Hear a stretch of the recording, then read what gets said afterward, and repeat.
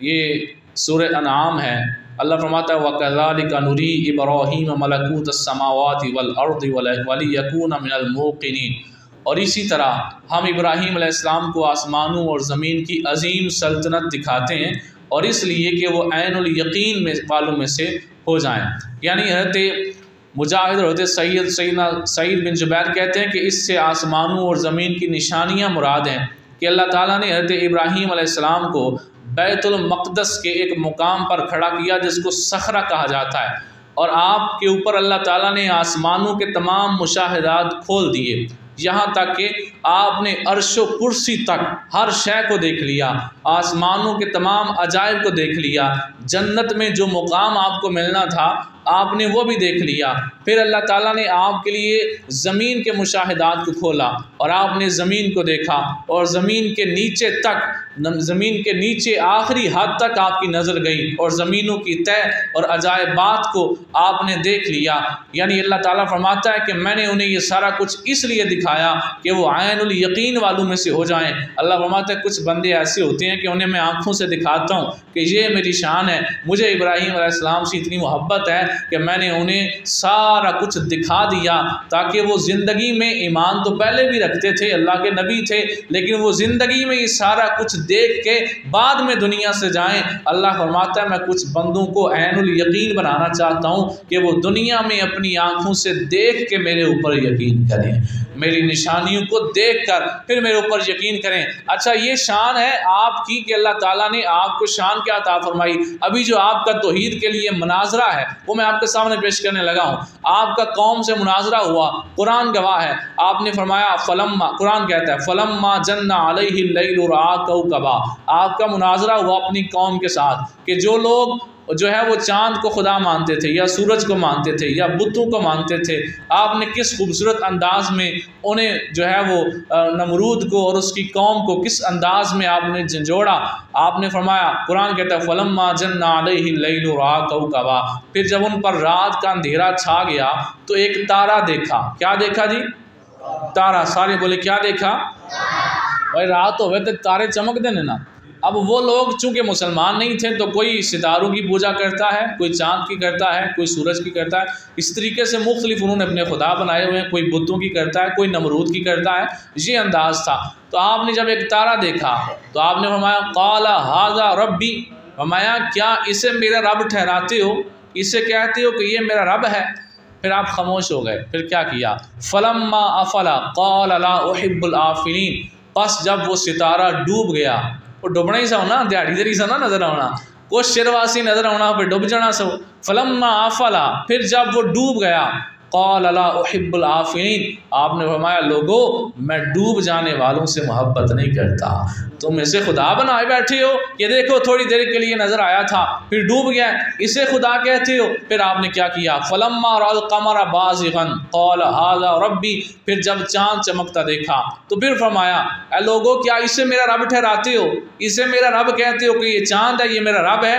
پھر خاموش ہو گئے۔ پھر کیا کیا؟ فلما افلا قال لا، فلما افلا قال لئن لم يهدني ربي لاكونن من القوم الضالين، پھر جب چاند کو دیکھا کہ وہ ڈوب گیا ہے تو آپ نے فرمایا اگر میرے رب نے ہدایت نہ دی ہوتی تو میں بھی تمہارے جیسے گمراہ لوگوں میں سے ہوتا۔ اس کا مطلب یہ نہیں ہے کہ نعوذ باللہ نبی گمراہ ہو سکتا ہے، اس کا مطلب یہ ہے کہ بتا رہے ہیں لوگوں جے تساں اپنی عقل دے گھوڑے دوڑانے نے تے پھر تسی ہدایت نہ پا سکتے۔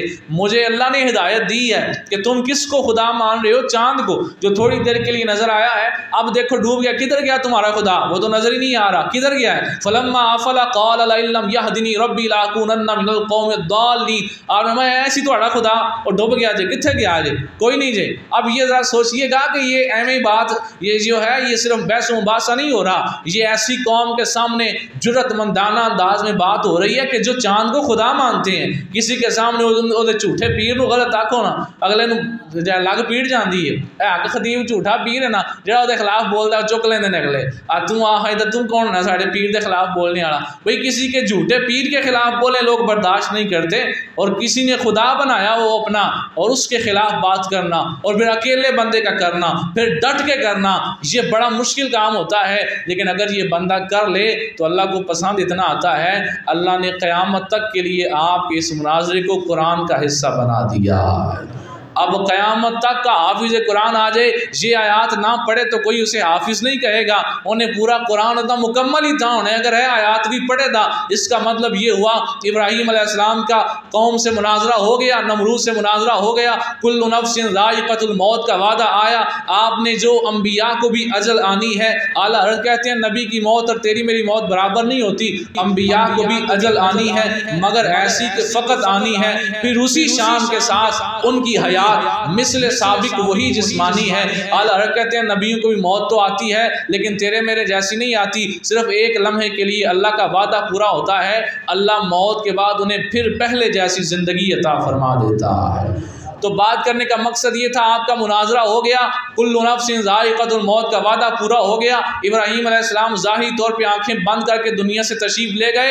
قیامت تک جو قرآن پڑھے گا آپ کے اس مناظرے کو قیامت تک پڑھے گا اور دونوں ہاتھوں سے سلوٹ کرے گا ابراہیم علیہ السلام کو کہ کتنا مشکل کام آپ نے کیا، کہ ایک طرف اکیلا بندہ ہے اور ایک طرف پوری قوم ہے اور ان کے مختلف خدا ہیں، اور آپ سارے خداواں دی منجی ٹھوک دینے پہ اینو خدا ماندے ہوئے دے وچ خامی ہے، اینو ماندے ہوئے دے وچ خامی ہے، یہ جرت تھی آپ کی۔ آگے کیا ہے؟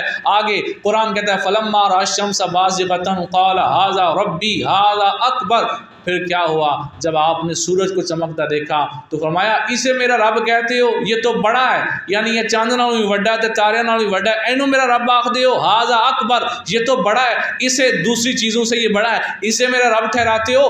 فلما افلت قال یا قوم انی بریء مما تشرکون۔ پھر جب سورج بھی ڈوب گیا تو آپ نے فرمایا اے میری قوم، میں ان چیزوں سے بیزار ہوں جو تم اللہ کا شریک جنہیں ٹھہراتے ہو، میں تم سے بری ہوں، میں بیزار ہوں۔ جب سورج بھی جو ہے وہ نکلا تو آپ نے کہا اینو خدا آخدے ہو، جب سورج ڈوب گیا آپ نے فرمایا اینو خدا آخدے سو جڑا ڈوب گیا ہے، میں ڈوب جانے والوں کو خدا نہیں مانتا، میں اللہ کو خدا مانتا ہوں۔ پھر حضرت ابراہیم علیہ السلام جو ہیں آپ کے ساتھ اس عقیدے کی وجہ سے کہ آپ نے ان کے خداؤں کو برا بھلا کہا، آپ کو آگ میں ڈالا گیا، کتنی مشکل کے ساتھ جو ہے ایک بندہ اپنی جو ہے وہ تبلیغ کا مرحلہ وہ جاری رکھے ہوتا ہے، کسی کی کڑوی بات سن لینا ہی بڑا مشکل کام ہوتا ہے، ضروری نہیں اگلا ڈنڈے سوٹے لے کے آوے میں یہ تھے دعا شروع کرائی ہے تو دسو میرے دادے واسطے کر دیو تسی، وہ اپنے واسطے ہی کر دیو نا۔ کوئی بندہ بہت ہویا کسی بندے آج تک کدے جا کے فاتحہ دے آکھیا ہوئے ہاتھ چک کے اللہ سنے قاری صاحب دے دادے دی بخشش کر، انہاں دے پردادے دی بخشش کر کے نہ چنگا میرا تے کوئی نہیں نہ کر دے تے اپنے مریاں دی تے گلاں مینوں سننیاں پیندیاں،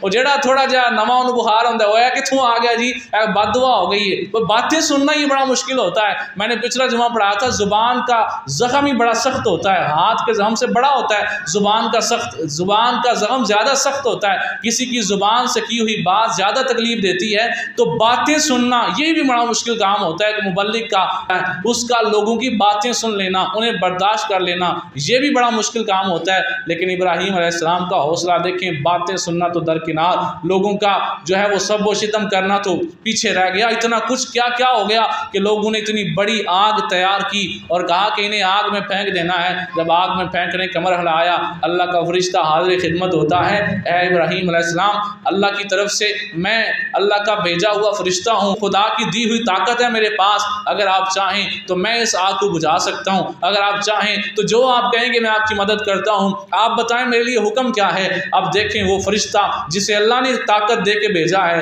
وہ ہاتھ باندھے کھڑا ہے، اے ابراہیم علیہ السلام بتائیں میرے لیے کیا حکم ہے۔ ابراہیم علیہ السلام کا جذبہ دیکھیں، توحید پہ مناظرہ کیا ہوا تھا، لوگوں کے سامنے باتیں کی ہوئی تھیں کہ اے سورج نو مندے ہو، اے چاند نو مندے ہو، اے ستارے نو مندے ہو۔ اب جب امتحان کا وقت آیا اگر وہاں پہ مدد لے لیتے کوئی گناہ نہیں تھا، کوئی عیب نہیں تھا، لیکن آپ نے دنیا کو بتانا تھا کہ جو توحید پرست ہوتے ہیں، جو اللہ کے نبی ہوتے ہیں، وہ مشکل مرحلے میں جلدی سے دعا مانگ کے اپنی جان نہیں چھڑا لیتے، وہ اللہ کی رضا میں راضی رہا کرتے ہیں۔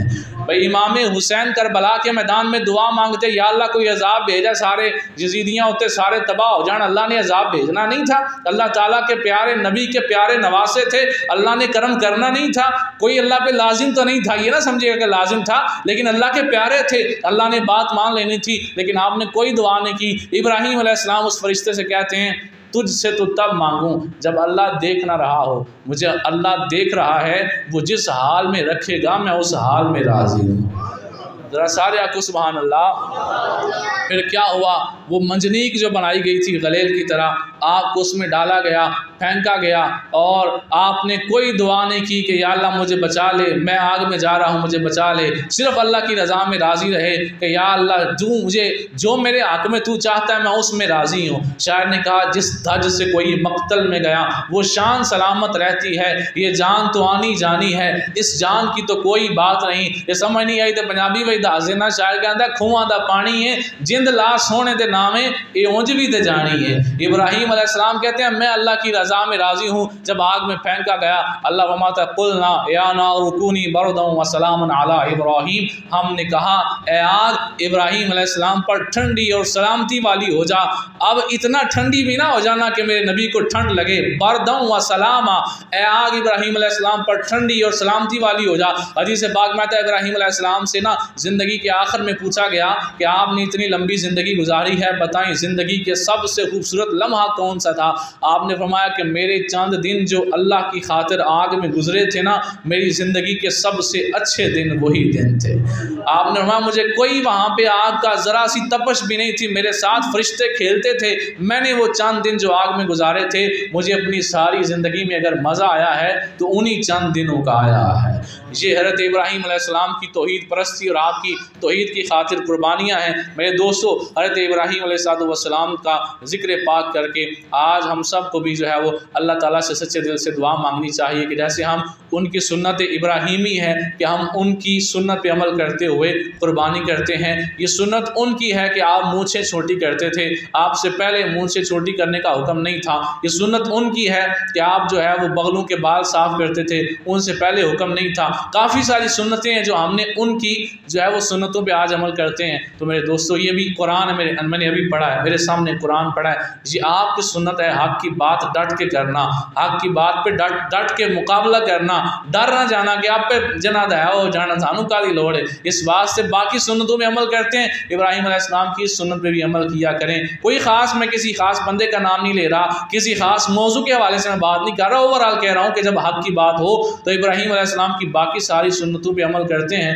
تو حق بات کہتے ہوئے بھی آپ کی اس سنت کو ذہن میں رکھ کے کہ آپ نے حق بات کی، اگرچہ آگ میں پھینکا گیا پھر بھی آپ نے حق سے منہ نہیں موڑا، اس سنت پہ بھی عمل کیا کریں۔ انشاءاللہ تعالی اللہ تعالیٰ دونوں جہاں میں سر بلندیاں عطا فرمائے گا۔ اللہ تعالیٰ عمل کی توفیق عطا فرمائے۔